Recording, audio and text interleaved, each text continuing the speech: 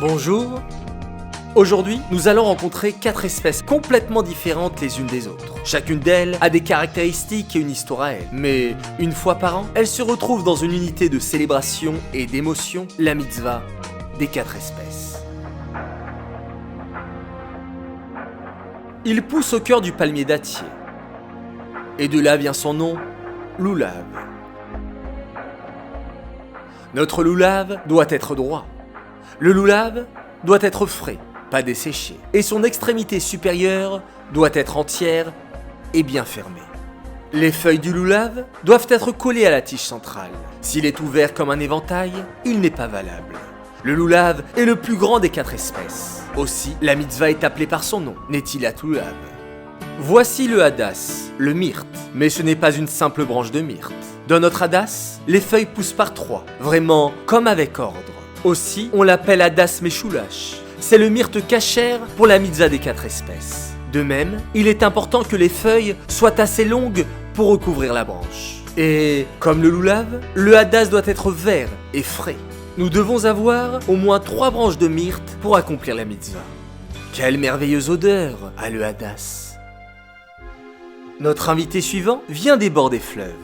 Mais s'il pousse dans votre jardin, cela convient aussi. La harava, le saule. Comme les autres espèces, la harava doit être fraîche. Et il est aussi important que son sommet soit entier et pas coupé ou cassé. Il faut 2 branches de saule pour accomplir la mitzvah. Et maintenant, notre dernier et très spécial invité. Il a un goût extraordinaire et une si bonne odeur. L'étrog, le cédra, il doit être complet, parfait, sans coupure, sans rayures et sans taches. Sa forme est un peu comme celle d'une pyramide, plus large en bas et plus étroite en haut. Voici le pitome. S'il tombe de notre étrog, celui-ci n'est plus valable. Mais il existe des étrogs qui sont cueillis de l'arbre sans pitome. Et c'est tout à fait bien. L'étrog est le fruit du cédratier appelé Etz Hadar. Et parfois, on le greffe avec un autre fruit. Par exemple, le citron. Avec un tel étrog, on ne peut pas accomplir la mitzvah. Nous avons besoin d'un pur étrog. Nous avons fait connaissance avec les 4 espèces. Elles sont si différentes l'une de l'autre. Mais à Sukkot, elles se lient tous ensemble. Ces anneaux, faits de feuilles de loulav, il nous en faut 5.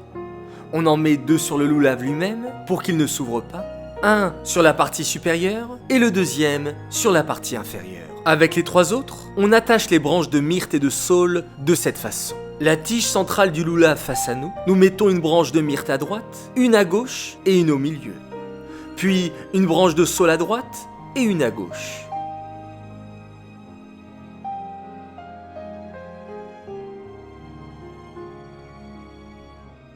L'union est presque complète. Seul l'étrog est à part. Il attend le matin de la fête. À ce moment, il se joindra à la mitzvah.